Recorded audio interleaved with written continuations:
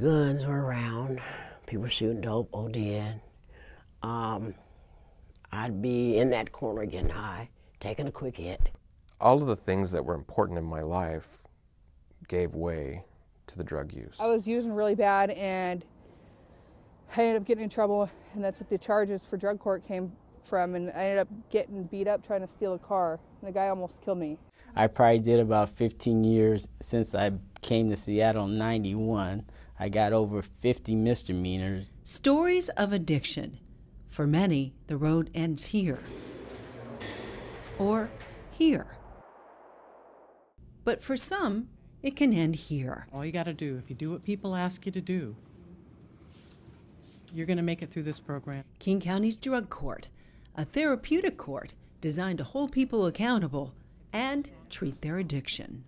Attending treatment, 3 sober support meetings a week, monitored random UAs twice a week, those are drug tests, and then they also come to court every 2 to 4 weeks and develop a relationship with the judge. This is my empowerment plan.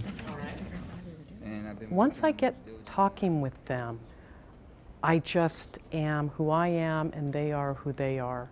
And I really respect and like the folks that come before me. And Mr. Town, I know that I have said this to you before, but you are not the same person that I met when you first came through those doors. No, I'm not high. And that is absolutely right. But more importantly, you've changed. It's not just about I'm not high. You have actually changed. You have done all the work. You are holding yourself accountable. They tell me their life stories. They tell me about losing a parent. They tell me about losing a child. They tell me about living under the bridge. All of the reasons why they're here. And I feel that I need to be able to touch that. I want you to succeed. I wouldn't be sitting in this chair if that didn't matter to me. Okay, yes. Okay? Okay. Because not everybody has a clean and sober place to go after TRP. So I don't know you. We're still getting to know each other, right? Okay, and we're going to do this for a while. The judge gets to know the person, takes notes when they come back again, asks them about things going on in their lives, and I think that the judge becomes an authority figure, even like a parent in a way. I made it to all my groups on time. I made it to my NA group thing, and that's my support network. You need to continue doing exactly what we ask you to do, okay? We know what we're doing, all right? Don't blow us off. We're here to help you. Believe it or not, we're here to help you. And I know a lot of people don't understand that if you're in a courtroom, but that's what we do.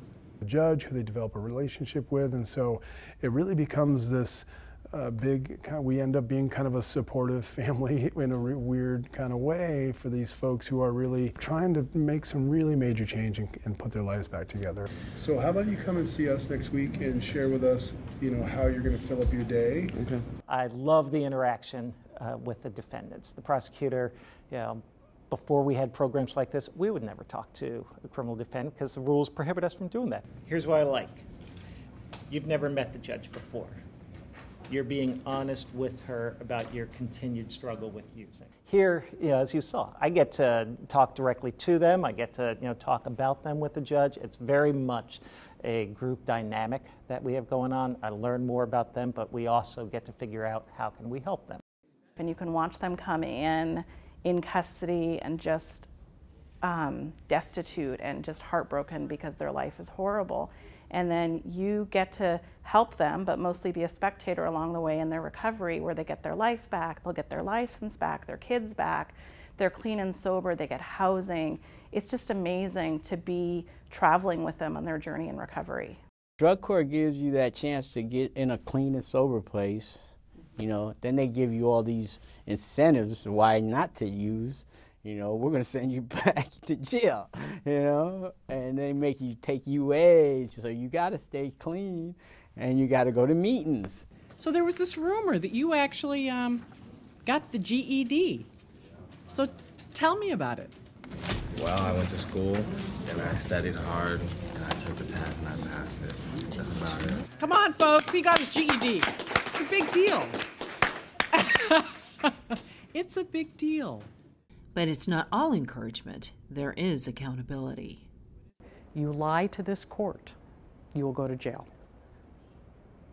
I did not get the jury box thing done. Yeah, that's a little bit of a problem. Right, and honestly, that's my mistake. You know, I didn't really fully understand it. I should have called.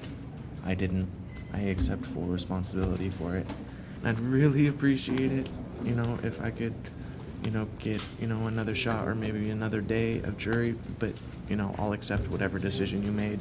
Part of recovery, though, is doing what needs to be done. That didn't happen here. So I am going to remand you until tomorrow morning. And then we have a clean slate. All right? So it's not really a question of being tough or not. It's really more a question of paying attention to how people are doing, and when they're doing great, absolutely supporting that and making sure they're getting credit for how well they're doing. And when they're not doing great, pointing that out and make sure that there are appropriate responses. Wait, oh, there, perfect. And there are playful responses as well, like the fishing bowl. People come in here so excited because they've done it all right. And all they want to do is have a fishing date with me.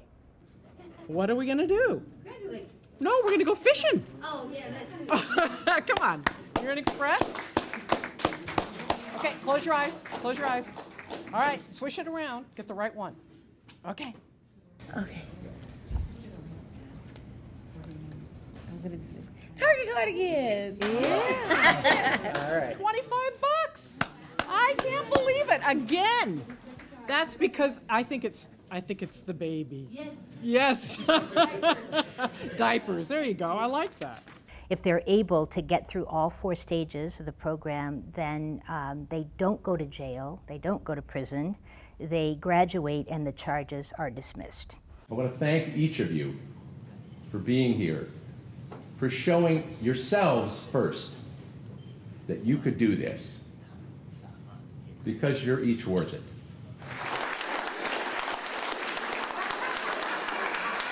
This reduces crime, it reduces addiction, and is cost effective. So no matter what your political persuasion is, it works. They're able to hold a job finally, get their GED, and actually go to college, and they're proud of themselves. And we see people put their families back together. We see healthy babies. We see a lot of healthy babies. We had a guy come in 2 days ago. He was 29 years old. He's looking at going to prison for 20 to 60 months if he got convicted. He's doing great with us, and he wanted to come in and show the judge his driver's license. I am so lucky to have the job that I have. I mean, I say that every day, how great it is to be in a position where we are actually able to help people. It is a miracle. It is.